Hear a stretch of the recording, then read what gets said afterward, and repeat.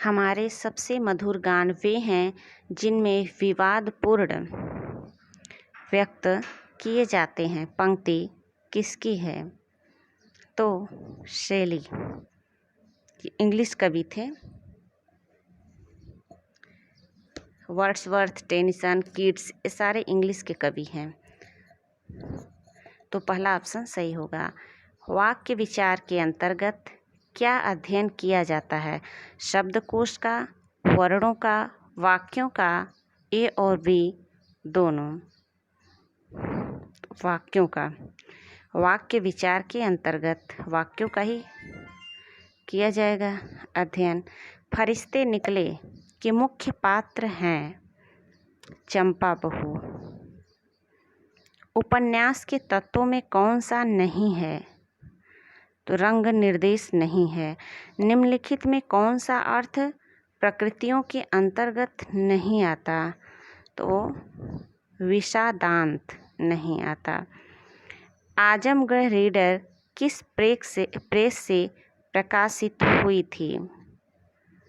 तो Allahabad mission press से प्रकाशित हुई थी। हिंदी भाषा में रचना करने पर किस सूफी कवि को मुसलमानों का उपालंभ सुनने को मिला था? नूर मोहम्मद जी को। इनमें से कौन सा शब्द तत्सम नहीं है? सफेद, यह तत्सम नहीं है।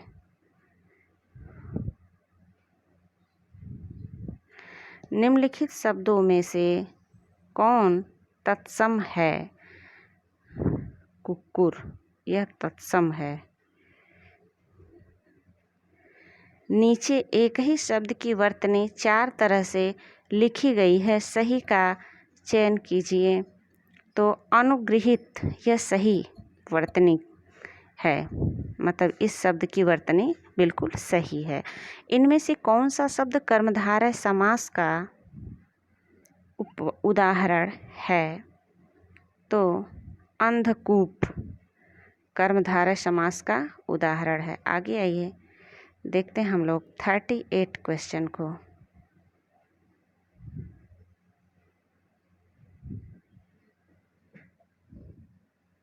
कर्म के बिना वह लूला लंगड़ा, ज्ञान के बिना अंधा और भक्ति के बिना हृदय विहीन क्या निष्प्राण रहता है?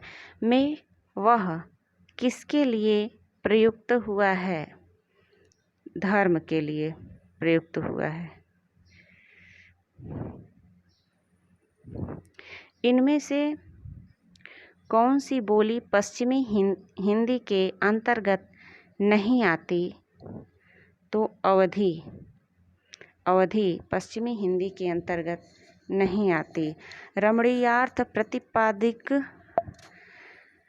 शब्द, रमणीयार्थ प्रतिपादक शब्द काव्यम। तो होगा रमणीयार्थ प्रतिपादकम शब्दम काव्यम। परिभाषा किसने दी थी? तो जगन्नाथ जी ने दी थी। लिखित भाषा में विचारों को कैसे व्यक्त करते हैं? लिखकर। लिखित भाषा में तो लिखकर ही व्यक्त करेंगे। दिवस का अवसान समीप था, गगन था कुछ लोहित हो चला, तरु शिख पर थी अब राजती, कमलनी कुल वल्लभ की प्रभा। काव्य पंक्तियों का संबंध है प्रिय प्रवास से। प्रिय प्रवास मैथिली शरण गुप्त जी की रचना है। नहीं, अयोध्या कुमारी, अयोध्या सिंह हरिऔध जी का है। ठीक है, प्रिय प्रवास। इससे कई बार क्वेश्चन पूछे जा चुके हैं। इनमें से कुछ क्वेश्चन ऐसे हैं जो कि नॉर्मल और सामान्य से हैं, जो अक्सर कई एग्जाम में पूछे जाते हैं, लेकिन कुछ क्वेश्चन ऐसे हैं जो काफ़ी डीप में पूछा है और जो कि कहीं किसी अन्य एग्जाम में सामान्य हिंदी में तो नहीं पूछा जा सकता है, क्योंकि यहाँ पर साहित्यिक हिंदी से और थोड़ा डीप में पूछते हैं, गहराई से पूछते हैं। अतः पीजीटी का पेपर देने के लिए गहराई से पढ़ना पड़ेगा, अर्थात एक एक पॉइंट्स को ध्यान में रखना पड़ेगा। कहाँ से कौन सा क्वेश्चन आ जाए कोई ठीक नहीं। सर्वोत्तम शब्द अपने सर्वोत्तम क्रम में कविता होती है, किसने कहा? यह किसका कथन है? कॉलरिज इंग्लिश कवि हैं, इंग्लिश के पोएट हैं। सर्वोत्तम शब्द अपने सर्वोत्तम क्रम में कविता होती है, किसने कहा? एक कॉलरिज ने कहा है।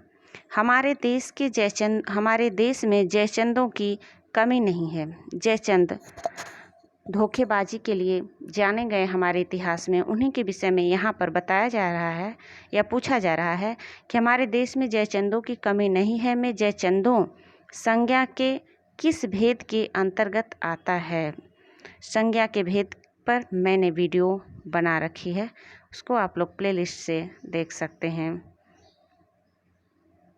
तो यहाँ पर जातिवाचक संज्ञा होगी जयचंदों, क्योंकि जयचंद को धोखेबाज व्यक्तियों में गिना जाता था और जयचंदों का मतलब जितने भी धोखेबाज व्यक्ति हैं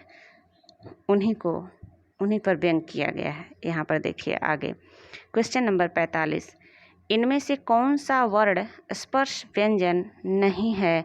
तो यह स्पर्श व्यंजन नहीं है।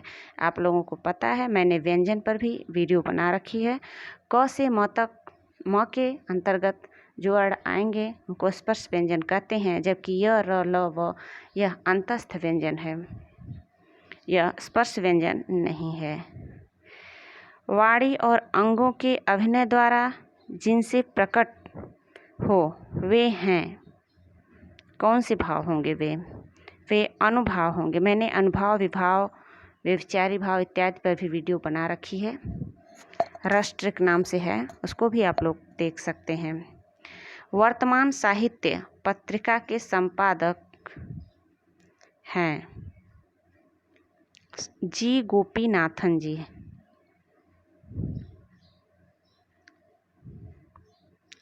कविता हमारे परिपूर्ण क्षणों की वाणी है। देखिए यहाँ पर स्कैन करने में थोड़ी सी कमी रह गई है, मैं मोबाइल से बना रही हूँ, अतः मुझे थोड़ी सी दिक्कत होती है बताने में आप लोगों को, तो इसे एडजस्ट कर लीजिएगा। कविता हमारे परिपूर्ण क्षणों की वाणी है, किसने कहा था? किसने कहा था? पंत जी ने कहा था। बंग महिला का असली नाम क्या था? राजेंद्र वाला। क्या नाम है भाई? राजेंद्र वाला घोष नाम है। यद्यपि सुजाति सुलक्षिणी सुबरन सरस सबूत भूषण बिनु न विराजई कविता वनिता मित। कविता की यह परिभाषा किसकी है? तो कविता की यह परिभाषा केशवदास जी ने कही है या लिखी है। युष्मत शब्द के सप्तमी विभक्ति में दिए रूपों में गलत कौन सा है? तो तव शब्द गलत है, तव नहीं होगा सप्तमी विभक्ति में। नीचे एक ही शब्द की 4 वर्तनी दी गई है, सही का चयन कीजिए। तो 36 यानी ऑप्शन नंबर डी सही होगा। निबद्ध या निबंध काव्य कौन नहीं है? इसमें से बताना है कौन नहीं है, यानी 3 है, कोई एक ऐसा है जो कि नहीं है, तो 36 ये नहीं है।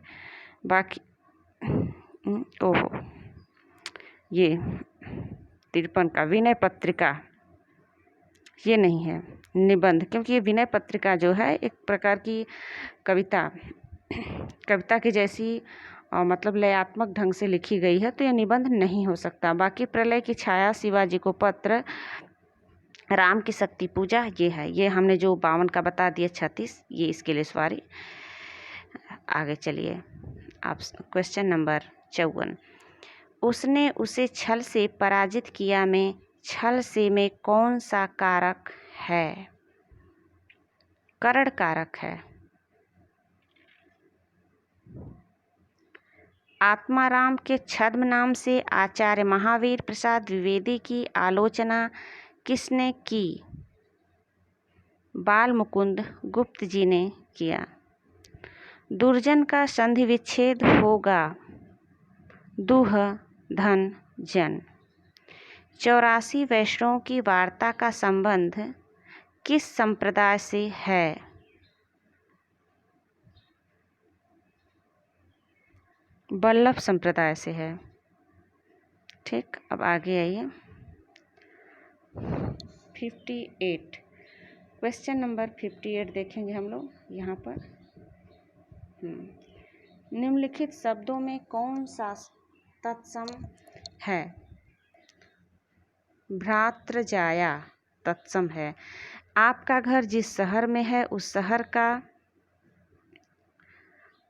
का नाम संज्ञा कौन सा भेद सूचित करता है? व्यक्तिवाचक,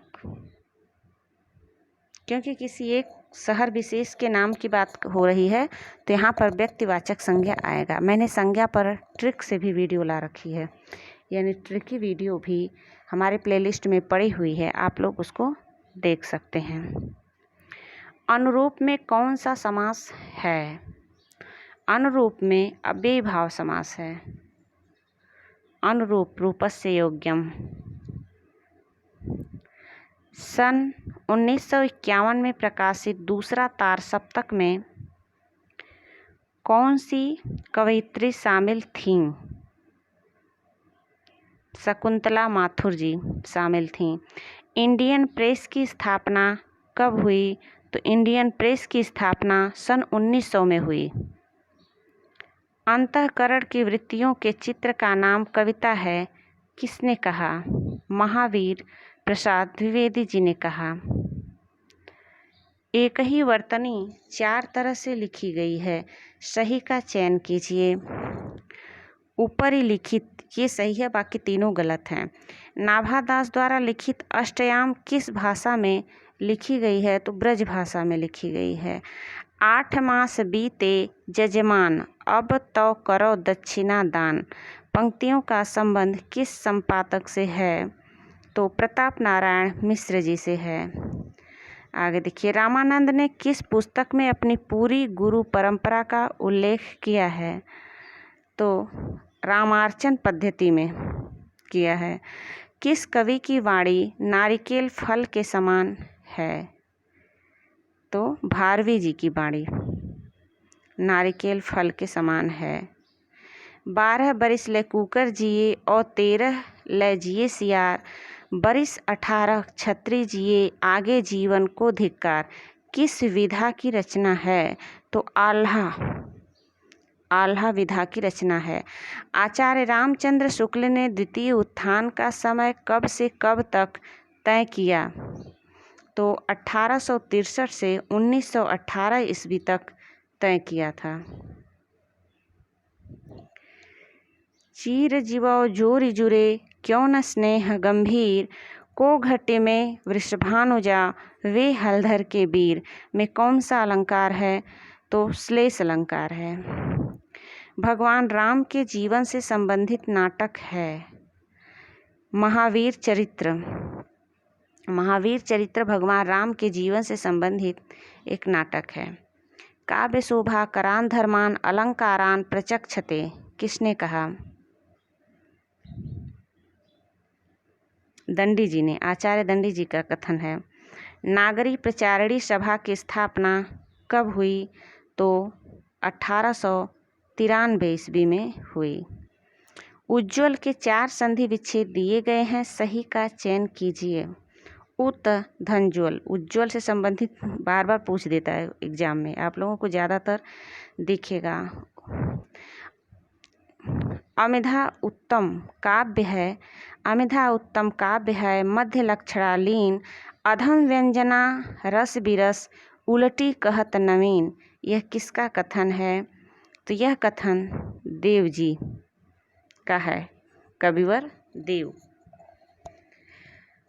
अब देखिए क्वेश्चन नंबर 77, निम्नलिखित शब्दों में पुल्लिंग का चयन कीजिए। दारा, दारा एक पुल्लिंग शब्द है। स्पर्श धातु के लंग लकार के मध्यम पुरुष में दिए रूप में कौन गलत है? अस्पृश्य, अस्पृश्य गलत है, बाकी सब सही हैं।